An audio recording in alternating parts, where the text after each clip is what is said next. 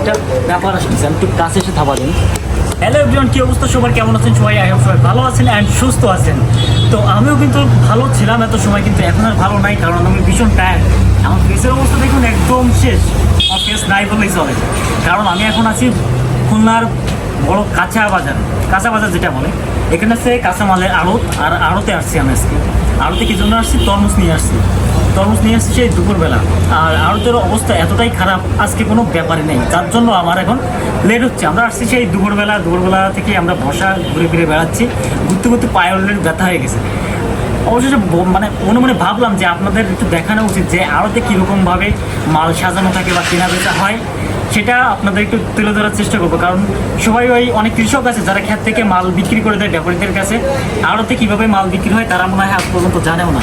তো আমাদের মনে হয় যে আমার যে ভিডিওটা দেখবি এর ভিতরে অনেক কৃষক থাকবে, বা অনেক কৃষক থাকুক বা না থাকুক, অনেক স্টুডেন্ট, ফ্যামিলি, চাকরিজীবী যেই থাকুক না কেন, অনেকেই জানে না যে আড়তে মালগুলো কীভাবে বিক্রি হয় বা কীভাবে সাজানো থাকে। তো আমি আজকে আপনাদের দেখাবো, ছোটো করে দেখবেন। আর ভিডিওটি ভালো লাগলে কিন্তু অবশ্যই সাবস্ক্রাইব করতে ভুলবেন না, রিকোয়েস্ট থাকবে। এই দেখুন মালগুলো কীভাবে সাজানো থাকে। এইভাবে মালগুলো এখনকার সময়, এখন তো তরমুজের সিজন না, তারপরেও তরমুজ, এখানে প্রচুর তরমুজ আসতেছে। এই ভাইয়ের তরমুজ নিয়ে আসছি।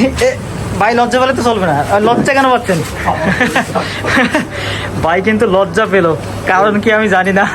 তো যাই হোক, এখানে আমার বন্ধু আছে, বন্ধু কিন্তু তরমুজ নিয়ে আসছে। এই যে দেখুন তরমুজের সাইজগুলো দেখুন, কত সুন্দরভাবে তরমুজগুলো সাজানো থাকে। আর এই যে পুরো ঘর দিয়ে তরমুজ সাজানো। আর আমরা এখন আছি সৈয়দ ভান্ডার। এখানে কালামকা কাপড় তো নাই, বাইরে গেছে। আর এই ঘরে কিন্তু মাল ভরা, এখানে প্রতিটা ঘরে মাল ভরা। তবে ওই সময় সিজনে যে সেরকম তরমুজ ওঠে, এখন কিন্তু অতটা ওঠে না। তারপরেও অন্য সময়ের তুলনায়, মানে অন্য বছরের তুলনায় এবছর কিন্তু প্রচুর তরমুজ দেখা যাচ্ছে আড়তের ভিতরে।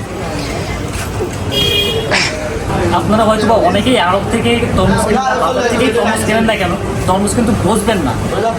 প্রথম যারা তরমুজ কেনবেন, আর শহরের মানুষ যারা তরমুজ কেনে তারা কিন্তু তরমুজ কিনে অনেকবারই ঠকেছে। তো আপনারা কী বুঝে তরমুজ কিনবেন?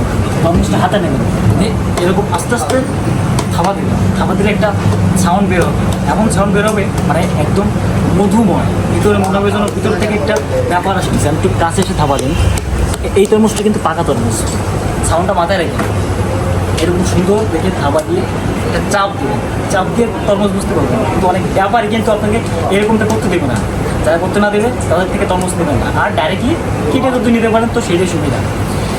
সো আর বেশি কথা বলবো না, সবাই তরমুজের ভিডিওটা কেমন লাগবে অবশ্যই কমেন্ট করে জানাবেন। আর যেখানে থাকুন সুস্থ থাকুন, ভালো থাকুন, আর অবশ্যই চ্যানেলটা সাবস্ক্রাইব করে দেবেন। Tata, bye bye.